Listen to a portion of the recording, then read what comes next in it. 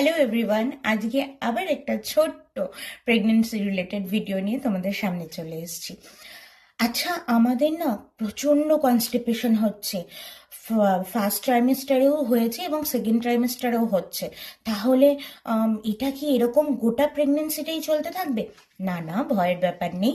যখনই আমাদের iron tablet প্রথম ট্রাইমেস্টারে কনস্টিপেশন হওয়াটা স্বাভাবিক, কিন্তু সেকেন্ড ট্রাইমেস্টারেও যদি কনস্টিপেশন হয় এবং তোমরা যদি দেখো যে আয়রন ট্যাবলেটটা নেওয়ার পর থেকে আরো বেশি হচ্ছে, অবশ্যই সেটা ডাক্তারকে বলবে।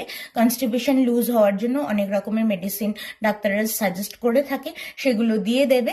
এবং তোমাদেরকে মাথায় রাখতে হবে যে প্রেগনেন্সিতে যে আয়রন ট্যাবলেটটা দেওয়া হয়, সেই আয়রন ট্যাবলেটটা নেওয়ার ফলে অনেক সময় কনস্টিপেশন হতে পারে। এটা নিয়ে ভয় পাওয়ার কোনো কারণ নেই। এবং আয়রন ট্যাবলেটের ফলে কিন্তু বুক জ্বালা, অ্যাসিডিটি, এইসব ব্যাপারগুলো বেড়ে যায়। তো সেটা নিয়েও ভয় পায়, মানে আমরা অ্যাসিডিটির ট্যাবলেট খাচ্ছি, মেডিসিন নিচ্ছি, এরপরেও আমাদের সেগুলো প্রিভেন্ট হচ্ছে না। ভয় পাওয়ার কোনো কারণ নেই। এটা গোটা প্রেগনেন্সিটাই চলবে, এই অ্যাসিডিটির প্রবলেমটা যাদের একটু বেশি প্রবলেম আছে।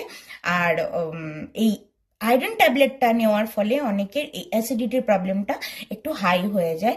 সুতরাং বেশি করে জল খাও, আর একটু ভালো খাবার, ঘরের খাবার খাওয়ার চেষ্টা করো, বাইরের খাবার কম খাওয়ার চেষ্টা করো। বাইরের খাবার, সবাই বলে একদম বাইরের খাবার খেও না।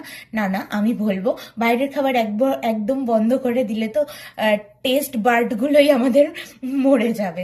সেটা করা যাবে না, সেটা করো না, করা যাবে না মানে অনেকেই করে, কিন্তু আমি বলবো করার দরকার নেই।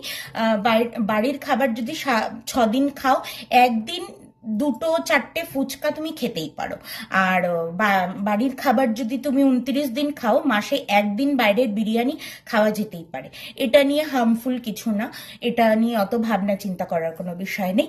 যাই হোক, এরকম যদি প্রেগনেন্সি রিলেটেড আরও ছোট ছোট ভিডিও তোমাদের চাই, দরকার বলে মনে হয়, তাহলে আমার পাশে থাকো, ফলো করো, সাবস্ক্রাইব করো, আর দেখা হবে পরের ভিডিওতে। Bye bye.